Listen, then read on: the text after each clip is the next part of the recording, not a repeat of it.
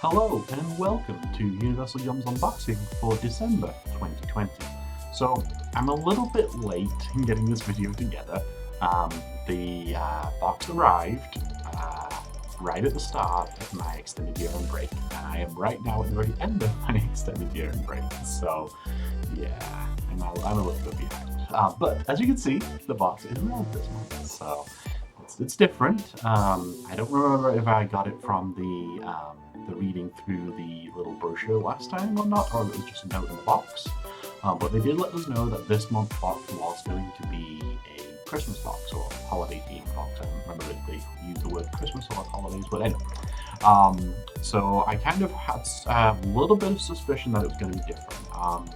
I had two ideas as to which way it would go. I thought it was either going to be a repeat of an existing box, but just kind of themed around Christmas or holiday items, or it was going to be a mix of different countries for a change, just like that, they're holiday treats from those countries.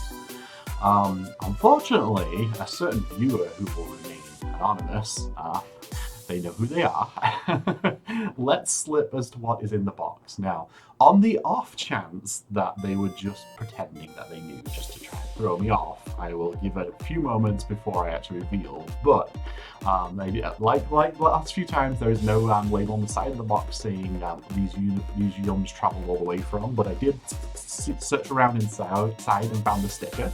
So we'll take a quick look at the sticker here. So this is what we get. Remember where my camera is, so I've changed my settings, which makes this really bad for doing this. Oh yeah, that's not gonna work at all. Alright, I'm gonna have to change my camera settings again. Give me a minute here. Let's see if that works any better.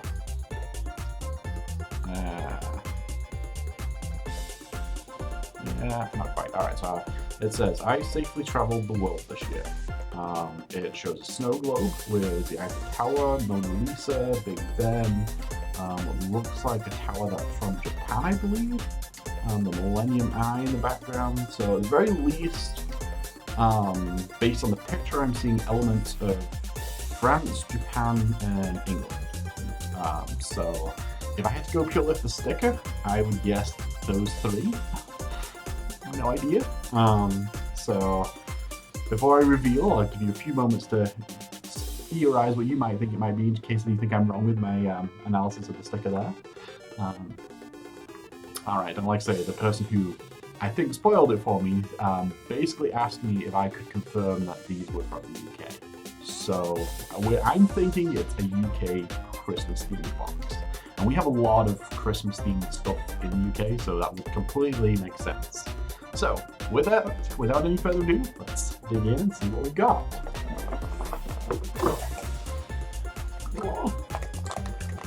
Oh, you're going to stay open for me? You are going to stay open for me. Alright. So, we have our little big... wow, that's really hard to see. Wow, why is it so hard to see this time? I don't know what's going on with my settings.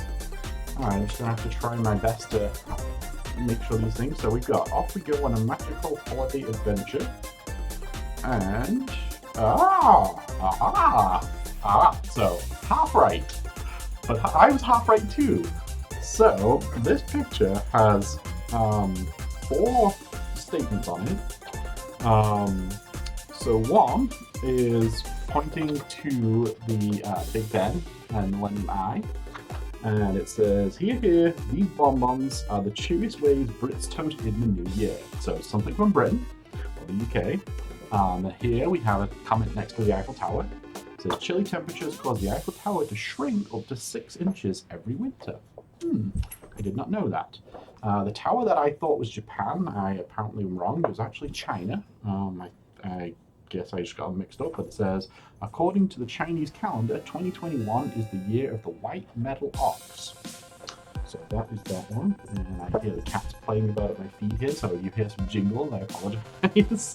But Oscar and Lola having their morning fight. And then this last one down here, over here, kind of pointing up to this, which I believe is the cookie. It says the Dutch eat kruidnoten, spice nuts, during Sinterklaas festivities on December 5th. They're not actually nuts, as you'll soon see. Oh boy. Alright, and then on the back, we have the team rating, and a look back, and we also have this new feature on the back. A look back at 2020, this year didn't turn out quite as anyone expected, never did it. In one of the craziest years of our lifetime, we hope that this box of yums will allow you to relax, learn, and have a bit of tasty fun with the people you cherish most. To mark an unusual yet delicious year together, we're revealing the top wins from each box in 2020 as voted by you. And in true 2020 fashion, we're not going to make our big reveal at the end easy. You'll need to unscramble the letters and read to reveal our first destination 2021. Ooh!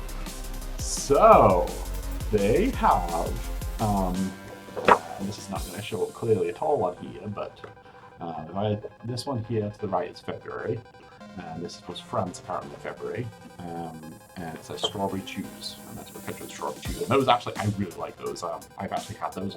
I wasn't a part of this when we had that, but those strawberry bonbons, they're actually one of my favorite candies. But in France, the E is red, and in each of these things, there is a red letter. And then basically you're going to put all your red letters together at the bottom, and it will actually tell you, if you unscramble it, where the first location is in 2021. So I may have a try at doing that. I don't know if I want to reveal though, because I kind of like when you reveal on camera. So yeah, I don't know. I'll decide later if I want to do that. But so I started here in June, which is the United Kingdom. So appropriately, that was the one I started on, and theirs was the rhubarb and custard chews, which I don't remember if I got those because I only had a small box when I first started. Now these, on this picture here, by the UK, talking about these chews, actually look like the rhubarb and custard chews. So I don't know if it's a repeat, we'll find out. What else? So then in July was Thailand, and the most popular one then was the banana coconut roll. Don't remember if I had that one either, actually. That one doesn't ring a bell. In August was Egypt, which was the milk chocolate and hazelnut cream wafer. I do remember that one. That one was really good.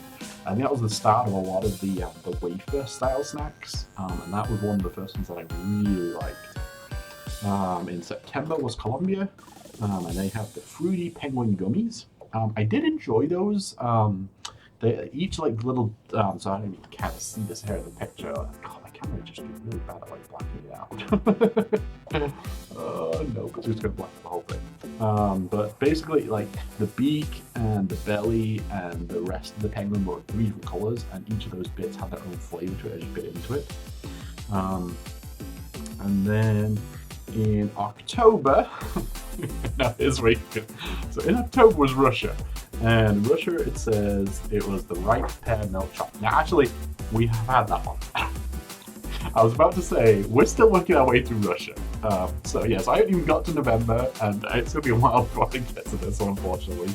But we're still working through Russia, but I have had that pear one. That was absolutely fantastic. It was really good, like, really surprising. It was almost like a pear, like, if you imagine applesauce, it was almost like a pear version of that inside of the chocolate. It was really good. I enjoyed it. And then apparently for November, the most popular one was the Italian black truffle potato crisps. Potato chips, sorry. The crisps there. Okay. But anyway, so yeah, I have a little bit of fun trying to figure that out or not and leave it to be a surprise. Let's move you out of the way.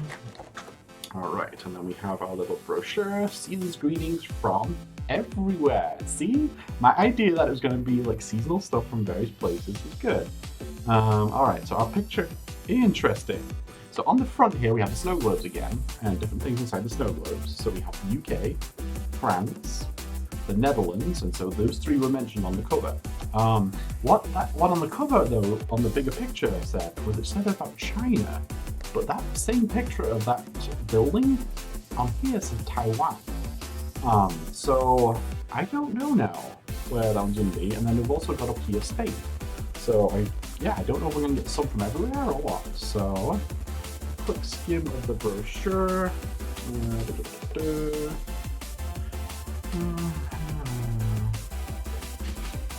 Trivia stuff here. And we're getting into the different snacks. Doesn't look like the snacks. Oh no, they do. So there is No, just on that one page. I thought for a minute there was like a trail, like going through it, like telling you where each one was from, but there really isn't. So yeah, not really much on the back section. Universal Museum's Guide to New Year's Eve. Interesting. What to eat on New Year's Eve? To do New Year's Eve. Wow, words. To do New Year's like a Norwegian, you need tons of rice pudding. Now, I love rice pudding. And one almond. Tradition has it that whoever finds the almond in their pudding will have an especially incredible year. I'm actually not a big fan of almonds, so I probably wouldn't do that. Over here in the US, commonly rice pudding is made with cinnamon. Now, I'm not huge on cinnamon as a spice for a dessert. It is quite often used, especially like apple pies and things like that, but in England it's really not used in that way. Whereas in rice pudding in England, it's commonly made with nutmeg. And so, like, I've actually tried making it over here, but every recipe I was finding was the US version. And so I tried substituting cinnamon quantities for nutmeg quantities, and nutmeg was the wrong. So I think I need to tweak my recipe a little bit, but yeah. So in Italy, locals made catechino con letici, sausages and lentils for the New Year's Eve countdown. The sausages signify abundance, and the lentils signify prosperity. They're like yummy little coins. And grab 12 grapes to celebrate New Year's Eve like a Spaniard. One to eat at every strike of the midnight bell. You might consider learning the Heimlich before you partake, just in case. Yes. Alright, so anyway, I'll keep this on hand in case any of them have any translation issues. And let's dig right in. So our first bag, and so again, we're going to see how the camera holds up for doing this. Maybe I can do better on this camera. Oh, this camera's a little bit better. Okay, so I'll do that. Alright, so we have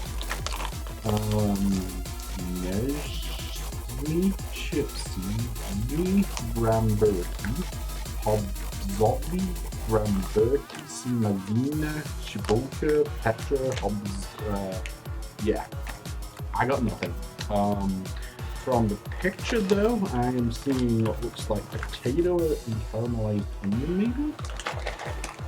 So down here we've got some potatoes cut, and then over here we have some what looks like caramelized onion and then just a regular onion behind it. Do we have anything on the back? Fried onion potato chips. There we go. A clue from the Czech Republic. So, fried onion potato chips from the Czech Republic. Let's see, what's the cabinet? Instead of the actual table here behind me to put them on, I'm sure what the camera's like. Alright, so we have potato chips, Strasniki, Bromberky, garlic. That very specifically says garlic on it. Distributed by Universal Museums, made in the Czech Republic. Alright, so we have garlic potato chips made in the Czech Republic. Those are the two things from the Czech Republic here. Alright, so next up we have I see the word Pop Smile, and in the bottom I see cheese and caramel, but otherwise they are a different style of character. I'm not even going to guess which country the character is from because I'm terrible at it and I get it wrong every time. So, from somewhere that has an unusual alphabet or I don't remember the word now where you have a character per letter, where these I believe are characters per sound. And so you can even like mix the characters together to get different sounds. I think I remember looking at some of the other languages that use that style at one point, so I could be wrong on that, but alright, so we don't have much on the back here, there's much more clue.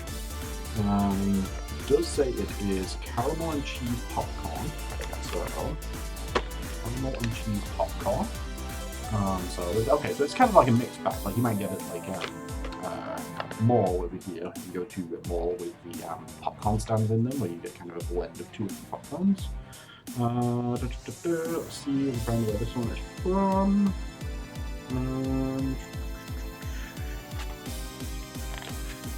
Caramel cheddar popcorn from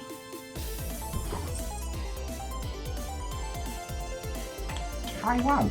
So this is from Taiwan, which is interesting because it starts off by saying Chinese philosophy. So it's kind of confusing when the two are used within the same thing, but it very specifically then says with this Taiwanese caramel and cheddar popcorn. And apparently it's the idea of like a yin and yang, sweet and savory at the same time. So yeah, that one. All right. Oh, I'm looking forward to this one. So this is from the UK. This is from Mackey's of Scotland. So I've not actually had much stuff from Scotland, and I haven't had these, but it says these are turkey and stuffing flavor. So these feel and look like a bag of crisps. Yep, potato crisps, I can see it on. And so yeah, I'm really looking forward to this one. Growing up, we would actually have turkey and stuffing like leftovers, and then we would make it up sandwiches. And so we would have turkey and stuffing sandwiches the next day. Now, stuffing in England is very different than stuffing or dressing here in the US. And so it works better on the sandwich because like the stuff that you have over here more commonly is like small cubes of bread. So imagine having small cubes of bread on bread. It just doesn't really work. Whereas the stuffing that is commonly used in England is almost like crumb buns. There might still be breadcrumbs, I don't know, but it's not cubes. And then when it's mixed in with all the spices and herbs and stuff that go with it, it ends up having a cool flavor and really complements the turkey. And then so that my sandwich works really well. So I'm really, really looking forward to that one. I hope that's a good one. And I think it will be. Alright. More chips. Also from Mackey's of Scotland. Haggis and cracked black pepper.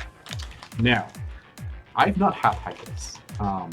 And from my understanding, it is various different meats wrapped in the lining of a pig's stomach, I think it is.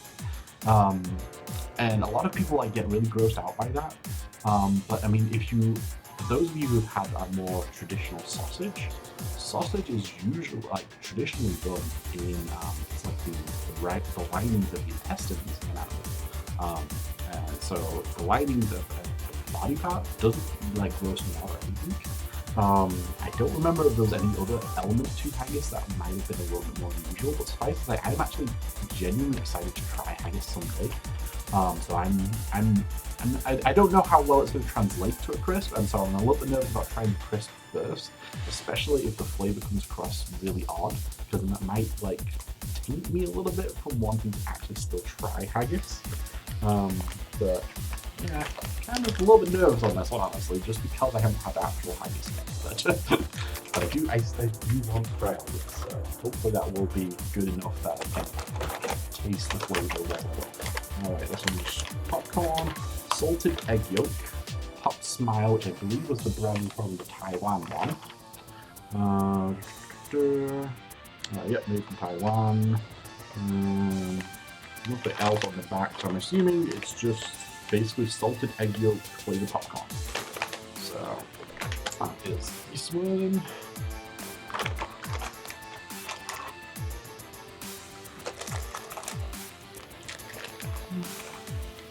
Alright.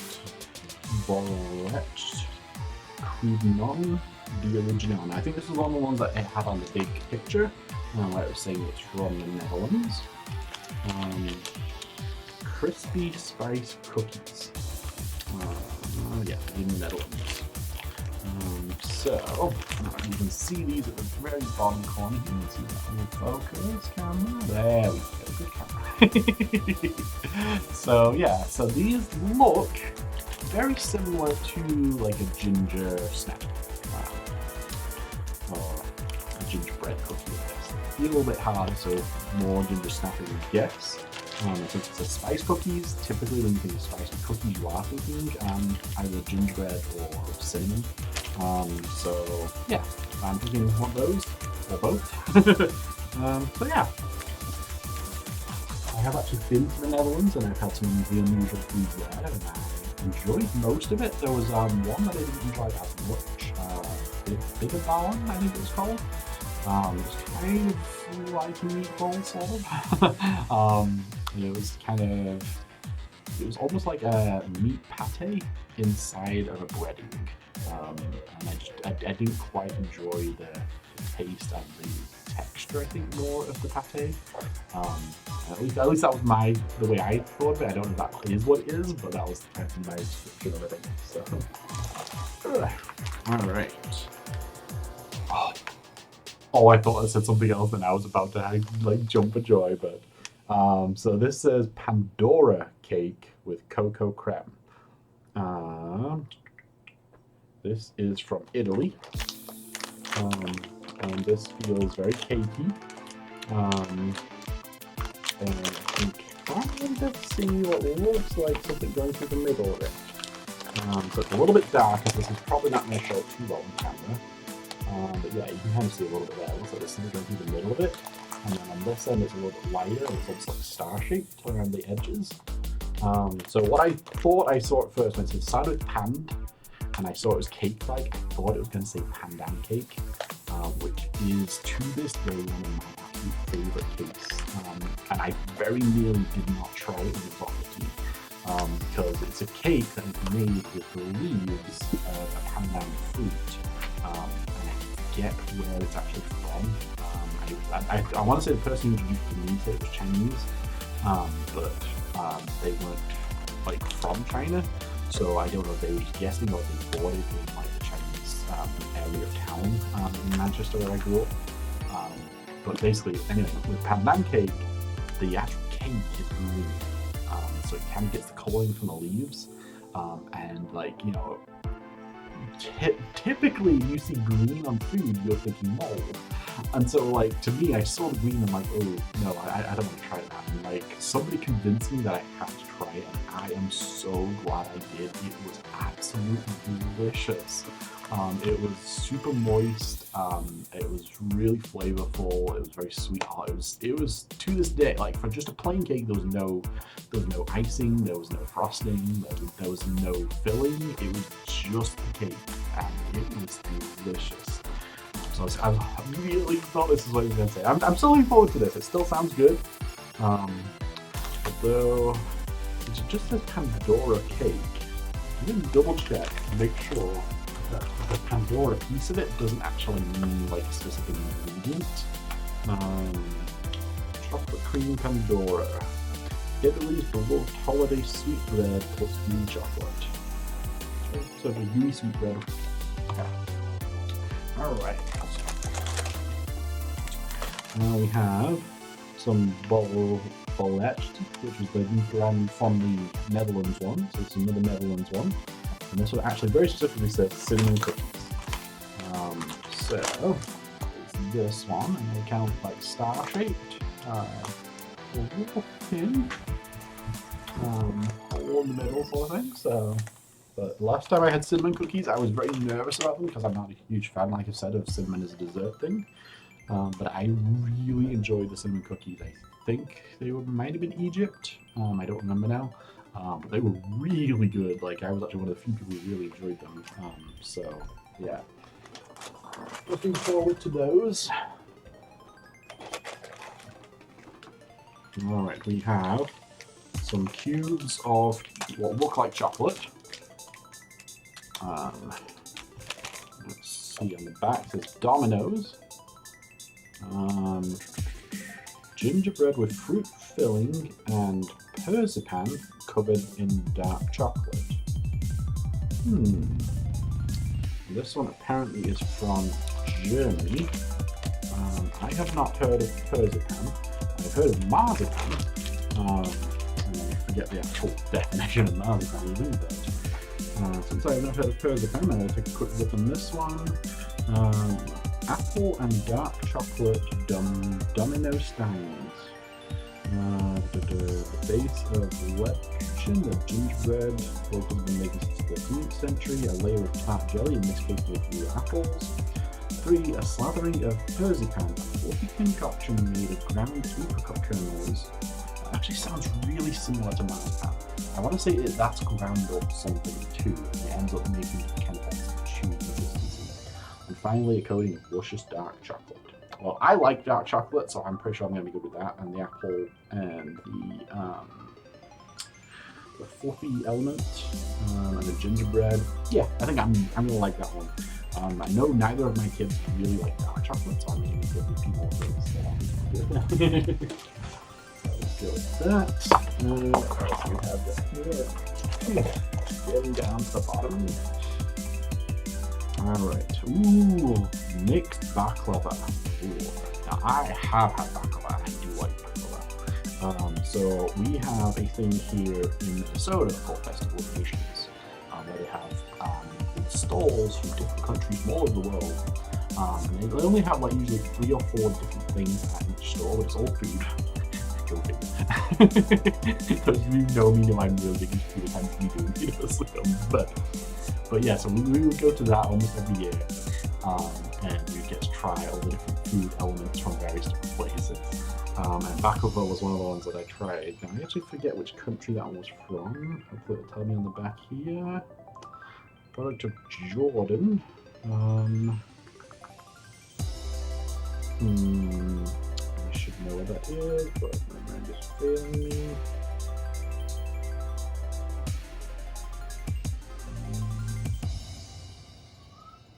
Middle Eastern delicacies. No, it doesn't say. Alright, how about in here? Do you tell me where exactly you're from?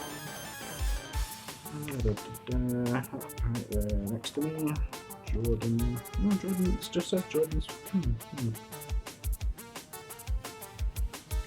don't think I thought Jordan was an actual name of a country. I thought it was the name of a city in a country. But maybe I was just wrong. So, probably from Jordan. So, that's what that. Alright, what else we got there? There's a few things that are buried under the yummy bag. So, mocktail bonbons. Cosmopolitan gin and rhubarb, peach bellini, prosecco, and tequila sunrise. Bristos of Devon. Oh, UK. Haha. Devon is in the UK. Devon's actually one place I like in the UK.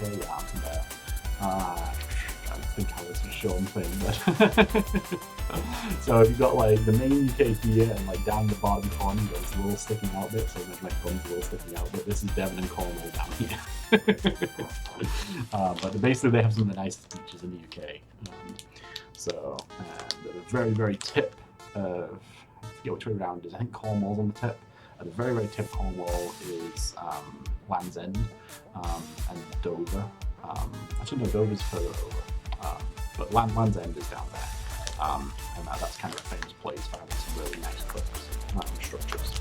But anyway, mocktail bonbons. So bonbons, chewy candy, usually chewy.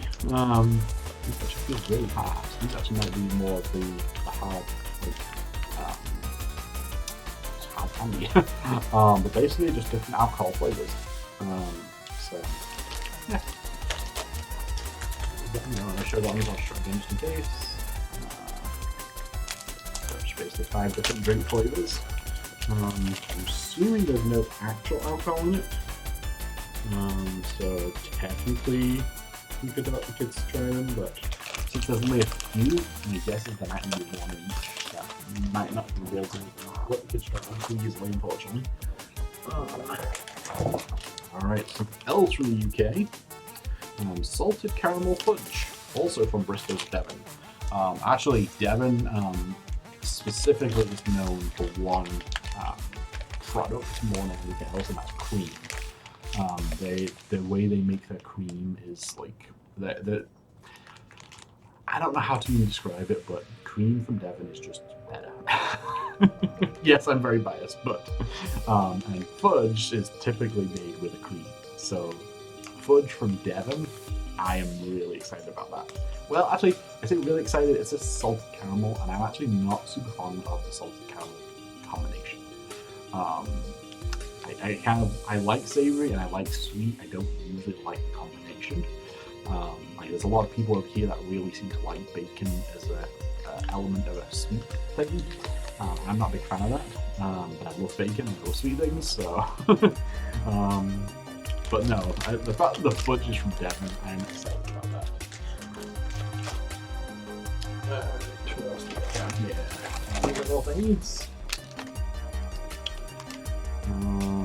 La Conditorsa, Switzerland. Alpine nut cake. Two of these little things. Focus camera. Focus.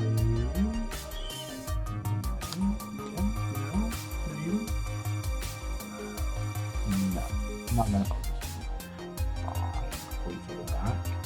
At least hopefully get the picture. So yeah. Kind of like a very thin layer of cake that feels a bit firm, and then with nuts inside it, so it looks like in the picture. So it's really hard to see since the camera's not focusing very well. Alright, so another bag, I'll do that for last. Alright, we have the French taste cocoa powdered truffles. These are the. I'm hoping when it says truffle here that we're talking chocolate truffle and not the mushroom-like truffle. Because I love chocolate truffles. The fact that these are cocoa powdered, I'm assuming that's what they are. So ultimately, though, from France, nothing particularly like unusual about that one. Assuming it is like chocolate truffles. Noah, my goodness. Yes, I hear you. I don't know if you can hear her making her noise, but she does that noise a lot. And she never seems to want attention when she's doing it. She just makes that noise. It's just... Anyway. No one ever showed that one, so I'll show it again just in case. Alright, let's do two of the same. Not in the box. Alright. Centro Melero, Torta Polvoron, shortbread with powdered sugar topping. Now this feels kind of like a shortbread cookie, although it is broken into millions of pieces, unfortunately. So I suspect that this was supposed to be just a single cookie, and I've got like it broken into crumbs, unfortunately. But so that is this one. Shortbread with powdered sugar topping. Alright. And then we get to the young bag. Alright, feels like there's quite a few in here this time. So make it a little easier than usual. Alright, so let's try and pull out the same things at a time. Alright, so we have 4 of these. Serini Amaretto. Oh, wow, fantastic. So just little bowl things, Amaretto, that's all it says on it, other than the brand of Serini. See if we've got anything that explains what these are a little bit more. Amaretto cream, milk chocolate balls, indulge in Italy's most luxurious chocolate. Espresso dusted tiramisu, sweetbread panettone, chocolatey amaretto truffles. Look! Oh, that! I can't believe I did not recognize the name of that. So amaretto is actually one of my favorite alcohol drinks. So Di Serono is an amaretto. I'm not a big alcohol drinker, but amaretto is one of the few alcoholic drinks that I can actually drink as is, doesn't need to be mixed. Now I do typically mix it. I typically mix it with Dr. Pepper. It works really well. But it's one of the few that I can actually drink completely neat. So yeah. So I'm really looking forward to those. So that one's gonna be good. I'm gonna put these in front of me because I have space on the side table. All right. Let's see what else. We're a little bit long today, but That's what you get for a Christmas edition. Or for your late Christmas edition. Alright, so we have 2 of this one, with just a picture of an apple on the front of it. Feels kind of firm. A lot of language on the back that I'm not recognizing. Zucker, I think, is sugar in some language. Nothing hidden under the fold. Alright, so we have nothing in that one. This is apple storm cake. Not your grandma's fruit cake from Germany. Traditional German holiday fruit bread. Alright. So that was that one. So we have 2 of those.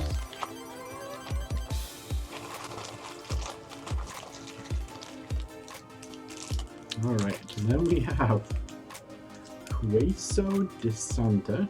2 of these. These are a little bit squishy.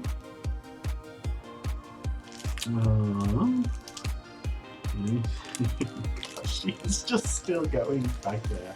I'm hoping that you can hear it a little bit on stream, but I'm hoping it's not so loud that it's all you can hear, because it's all I can hear behind me.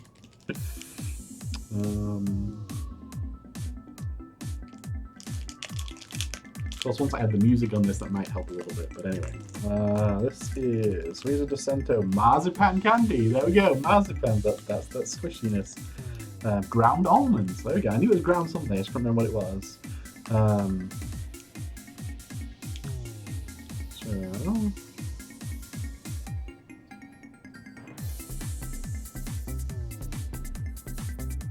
The sweet egg yolk filled Quesos de Santa Saint's bones. Okay, it's not every holiday season that you get to eat bones, especially ones as heavenly soft and sweet as these. Alright, so I don't remember if I like marzipan. It's a relatively common thing in England. I think it's one of those that it's going to depend on the other flavors with it. So the fact that it's got the sweet egg yolk, I'm hoping that will make it on okay. So we'll see. Kind of very on that one. And then looks like this is the last one. We have 4 of these little things. Let's see. These are peppermint humbugs. UK's most iconic Christmas gift. It's just a coincidence that this candy's name resembles Scrooge's crotchety catchphrase. In reality, this Christmas yum has nothing to do with Christmas Carol. People in the UK have been given these mint candies as humorous holiday gifts since the 1800s. Yeah. I do vaguely remember having peppermint humbugs. I think I don't like them. Because I think it's just real. I'm not big on peppermint in general, so that might be partially why. So I suspect I'm not going to enjoy that one, unfortunately. But I do know that everyone else in my family likes peppermint, so hopefully they'll still enjoy those, but I don't think I will enjoy that one, unfortunately. Alright, with that wraps it up for this month's unboxing. Like I say, I have the opportunity to go and take a guess at, not a guess, but figure out the letters for next month's and then try and figure out what next month's is. I just don't know if I want to, because I kind of like the reveal at the same time. So the person who spoiled a little bit of this one only spoiled a little bit of it, and ultimately was kind of what I was guessing anyway, that was a mixed box. So the fact that UK was one of those in the mix, I'll let it slide. Anyway, thanks for watching, and see you again next time. Later.